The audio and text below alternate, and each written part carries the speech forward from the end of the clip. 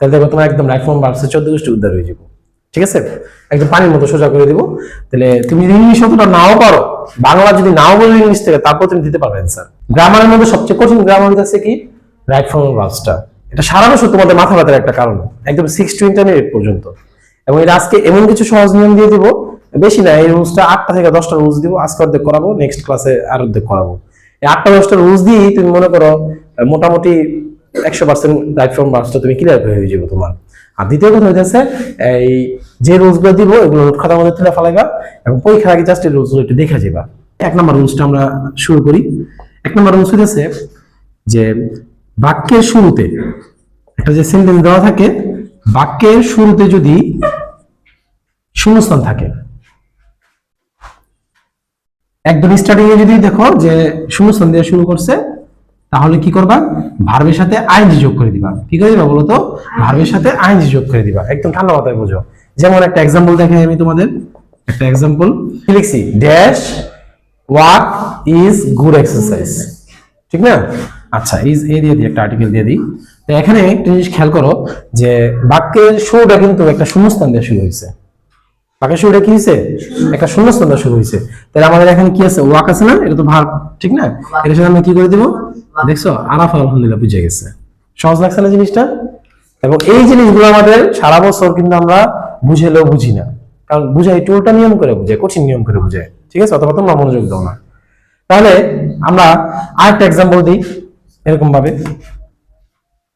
বাক্যের শুরুতে আমরা কি দিলাম, একটা শূন্যস্থান দিলাম। ঠিক আছে, এখানে খেয়াল করো বাচ্চারা, বাক্যের শুরুতে কি আছে বলতো, শূন্যস্থান আছে, এবং শূন্যস্থানের পরেই আমাদের একটা ভার্ব দেওয়া আছে। তাহলে এই ভার্বটার সাথে কি যোগ হবে বলতো, রুলস কি বলতেছে, বাক্যের শুরুতে যদি শূন্যস্থান থাকে আবির, তাহলে ভার্বের সাথে আইন যোগ করতে হবে। তাহলে আমাদের যা আছে তা লিখবো। ঠিক আছে, এটা কি ক্লিয়ার হয়েছে সবার কাছে?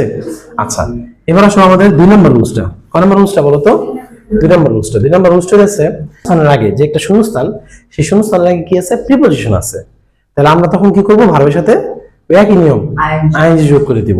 তাহলে আমাদের জানতে হবে না প্রিপোজিশনটা কি। আমি কয়েকটা ইম্পর্টেন্ট প্রিপোজিশন লিখে দিয়েছি যেগুলো থাকে, যেমন ধরো ইন, অন, অফ, ফর, তারপরে উইদাউট, মানে প্রিপোজিশন তো অভাব নাই, কিন্তু এইগুলোই পরীক্ষার মধ্যে বেশিরভাগ থাকে। ঠিক আছে, বাই ইত্যাদি। আরো বুঝে যাবে, আরো শিখতে পারবা। আজকে এটা বেসিক ক্লাসটা করাইতেছি, এটা মনোযোগ দিয়ে দেখো। আচ্ছা, আমরা একটা এক্সাম্পল দেখাই, তাহলে সহজ লাগবে। ঠিক আছে,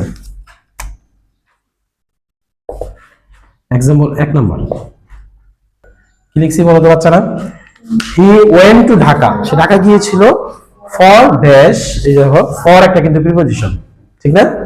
ফর একটা কি প্রিপোজিশন, প্রিপোজিশনের পরে কি আছে, শূন্যস্থান আছে। তাহলে ফর সার্চে জব। তুমি বাংলা জানো না, তুমি কিচ্ছু জানো না, বাট তুমি রুলসটা তো মুখস্থ করতে পারবা, ঠিক না? তাহলে প্রিপোজিশনের পরে যদি শূন্যস্থান থাকে অথবা শূন্যস্থান আগে যদি প্রিপোজিশন থাকে, কথা একই। তাহলে আমরা কি করবো, ভার্বের সাথে আইএনজি যোগ করে দিব। তাহলে এখানে কি আছে বলো তো, সার্চ। তোমরা কি বলো, কি হবে এখানে? মোটামুটি কি বুঝতে পারছো, একটা আইডিয়া পাইছো? ঠিক আছে, আচ্ছা, কিন্তু এটা লাল কর্ণা লিখে দিলাম, টু, এটা কিন্তু একটা প্রিপোজিশন, টু কিন্তু একটা প্রিপোজিশন। হ্যাঁ, ঠিক আছে, এটা মাথার মধ্যে ঢুকাও। টু এর পরে ভার্ব যা আছে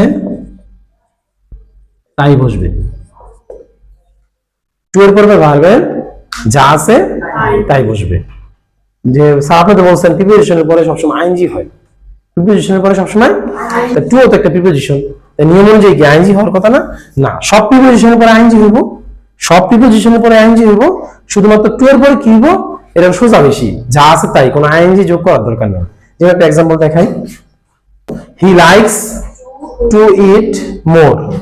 তুমি ইংলিশের বাংলা করতে পারো না, তুমি কিচ্ছু বোঝো না, বাট তুমি এটা তো রুলসটা তুমি বুঝতে পারো যে টু এর পরে সবসময় ভার্বের যা আছে তাই বসবে। তাহলে যেহেতু শূন্যস্থান আছে এবং এর আগে একটা টু আছে, তাহলে যে অ্যান্সারটা বসবে এটা কি, যা আছে তাই বসবে, কোনো চেঞ্জ হইব না।